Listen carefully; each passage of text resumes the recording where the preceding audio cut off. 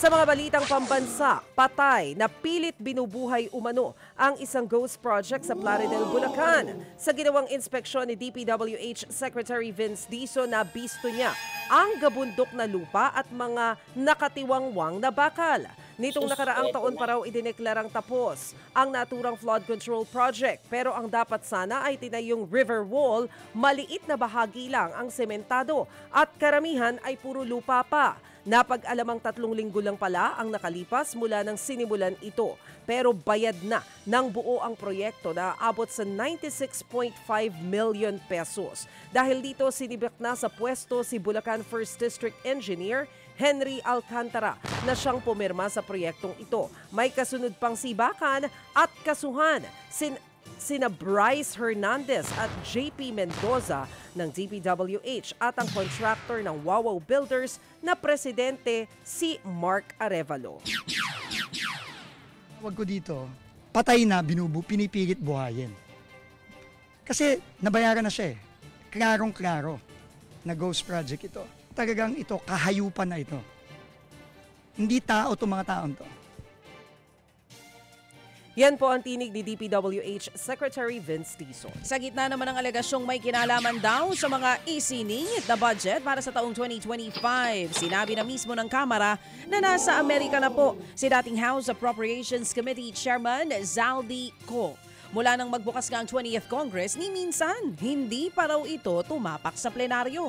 Ayon kay House Spokesperson Attorney Princess Abante, nasa Amerika na si Co para raw sa medical treatment. Pero habang nagpapacheck up si Co sa ibang bansa, namumuro naman ang pangalan niya sa usapin ng budget insertions.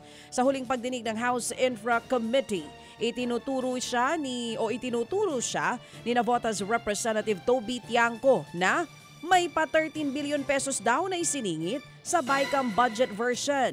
Ang git naman ng kapartido ni Co na si Ako Bicol Party List Representative Alfredo Garbin Jr., wag sanang puro akusasyon lamang, dapat daw may ebidensya. Kung may irregularidad, mas mainam daw na magsampa na lamang ng kaukulang kaso. Iminungkahi ng isang kongresista na ilipat sa DOH ang bilyong-bilyong pisong para sana sa flood control projects na nako-question ngayon. Ayon kasi kay Health Secretary Ted Herbosa, sa tansya ng health economists, dapat daw mayroong 450 billion pesos na budget ang DOH taon-taon. Yan ay para mapondohan ng Universal Healthcare Law. Kaya mungkahi ni ACT Teachers Party List Representative Antonio Tino, pwedeng ilipat sa DOH ang 250 billion pesos mula sa budget sa flood control projects. Sa ngayon, 320 billion pesos lang ang inilaang pondo sa DOH sa ilalim ng National Expenditure Program o yung proposed budget sa 2026. Pero mungkahi ni Tino, magsumiti na lang ang DOH ng sarili nilang proposal. Lalo't bubusisiin pa naman ang budget ng DPWH sa gitna ng maanomalyang flood control project. Inusisa naman po sa Senado ang dumadaming kaso ng deepfake videos sa bansa. Kabilang po sa mga humarap sa pagdinig ang artistang si Angel Aquino na nabiktima ng deepfake pornography, kung saan na-edit po ang kanyang mukha at naisama sa kabastusan. Humarap din sa pagdinig ang content creator at entrepreneur na si Queen Hera. Napakasakit daw na makita ang sarili niyang anak na biktima po ng deepfake porn. Ayon sa NBI, naialis na ang AI-generated images ng anak ni Hera.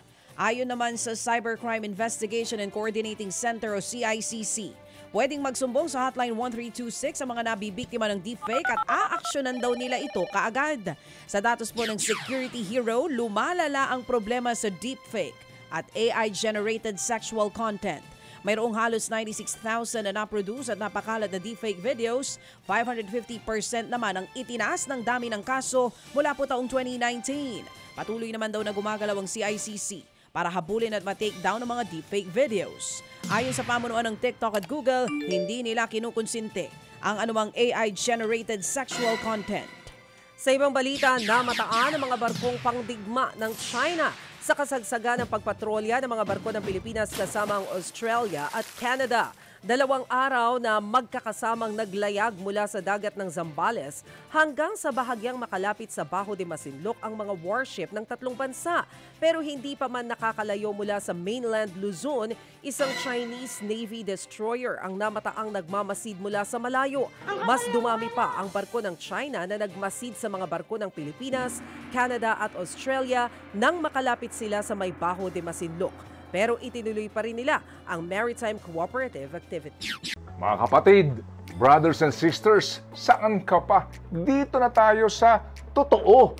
Dito na tayo sa True FM. Mga kapatid, mag-subscribe and follow po kayo sa social media accounts ng True Network PH. Yan po kami. Hanapin nyo lang True Network PH, Facebook, Instagram, YouTube, TikTok, and podcast. Mapa Apple or Spotify man yan, mahahanap nyo kami. Lahat ng mga napapanood at napapakinggan nyo po sa programa, nasa social media accounts namin yan. So, paano mga kapatid? See you sa social media!